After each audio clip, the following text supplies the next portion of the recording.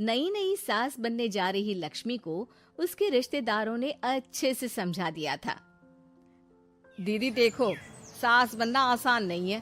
कहने को बहू आ जाती है, लेकिन सारे घर में हक ऐसे कर लेगी जैसे तुमने तो इतने साल से घर के लिए कुछ किया ही ना हो। और नहीं तो क्या, मेरी वाली ने तो घर का नक्शा ही चेंज करवा दिया था। कहती है खिड़की यहाँ नहीं वहाँ करो, दरवाजा इस दिशा से खोलो और न जाने क्या क्या। अरे बताओ, 20 साल से क्या मैं गलत खिड़की दरवाजे के साथ रह रही थी? तभी वहाँ बेटी आ जाती है।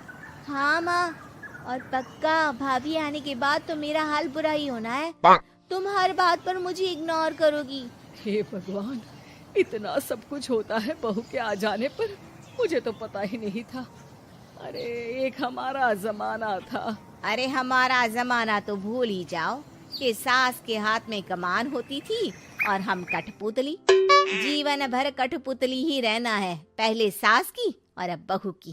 खैर, मुर्गे की अम्मा कब तक खैर मनाती। हो जाती है बेटी की शादी और घर आ जाती है प्यारी सी पल्लवी।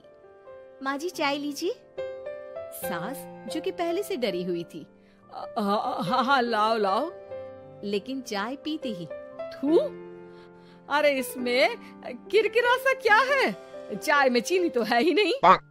माँ जी वो ये बता रहे थे कि आपको शुगर की बीमारी है, तो मैंने चीनी की जगह गुड़ का पाउडर डाला है, वो शुगर के लिए ठीक रहेगा। सास गुस्से से लाल हो जाती है। अरे नहीं नहीं, मैंने जीवन भर चीनी की ही चाय पी है, तो मैं तो चीनी वाली ही चाय पीऊंगी। तुम आई और मैं नियम बदल दूं? ऐसी सास नहीं हूँ मैं, समझी?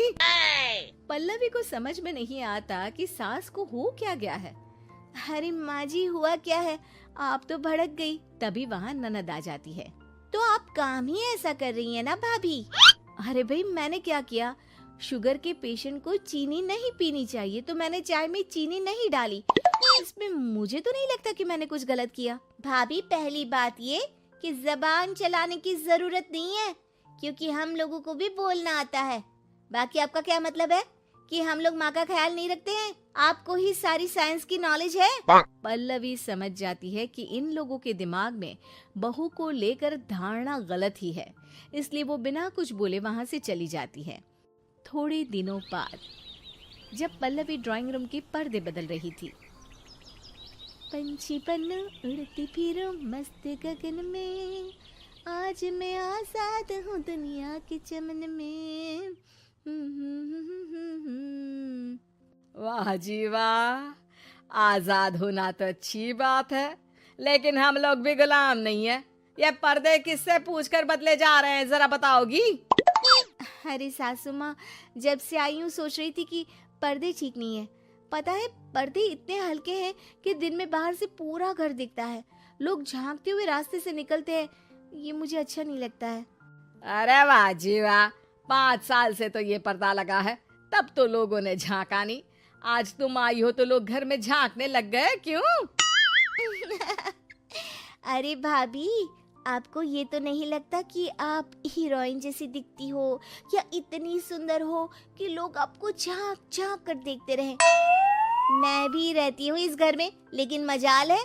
पल्लवी सर पर हाथ रख लेती है, पर्दे लगाकर पुराने पर्दों को हटा देती है और निकल जाती है। देखा माँ, इसे कहते हैं मनमर्जी।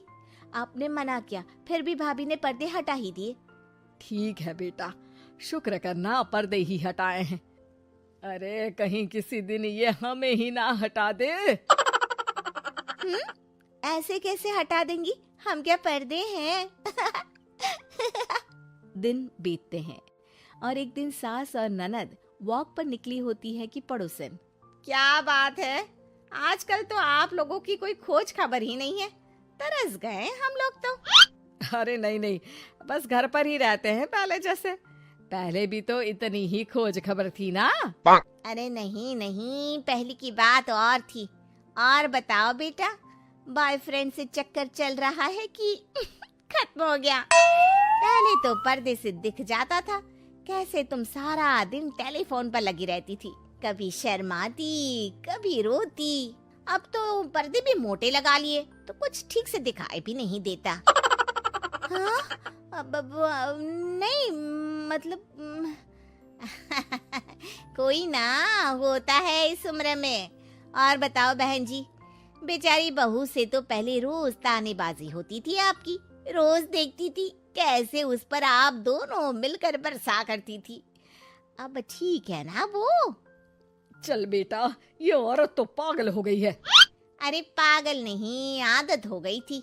जब मन उबा तो आपकी खिड़की से झांक लिया करती थी, अब कुछ दिखाई नहीं देता तो। सास और ननद घर आती हैं, जहां बहू पर्दों को बदलने के लिए खड़ी होती है। अरे ये क्या कर रही हो?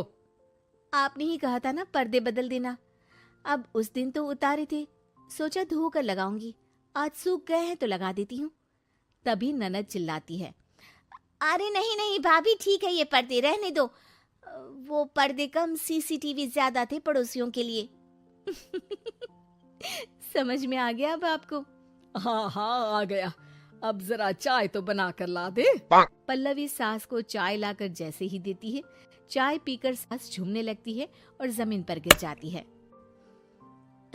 हाय रे भाभी, क्या मिलाकर पिला दिया माँ को, वो तो गिर ही गई। तभी बेटा डॉक्टर लेकर आता है। चेकअप के बाद डॉक्टर कहते हैं, ओ माय गॉड, इनका तो शुगर लेवल बहुत बढ़ गया है। क्या ये चीनी खाती है? हाँ डॉक्टर साहब, मैंने कई बार इनको चीनी की चाय और मीठा के लिए मना किया, लेकिन ये मानती ही नहीं। माँ को कुछ होगा तो नहीं ना? वो ठीक तो हो जाएंगी ना? अरे बहू की बात नहीं मानती तो क्या बेटी की भी नहीं मानती है ये? बेटा, आप नहीं रोकती अपनी माँ को चीनी की चाय और मीठा खाने से? बेटी क्या बोलती, उसे वो दिन याद आ जाते हैं जब उसने भाभी को इस बात के लिए भला बुरा सुनाया था। डॉक्टर के जाने के बाद, भाभी मुझे माफ कर दो, लोगों के कहने में आकर हम लोगों ने आपसे बहुत बुरा व्यवहार किया, जबकि ससुराल वालों को ये समझना चाहिए कि घर बहू का भी होता है।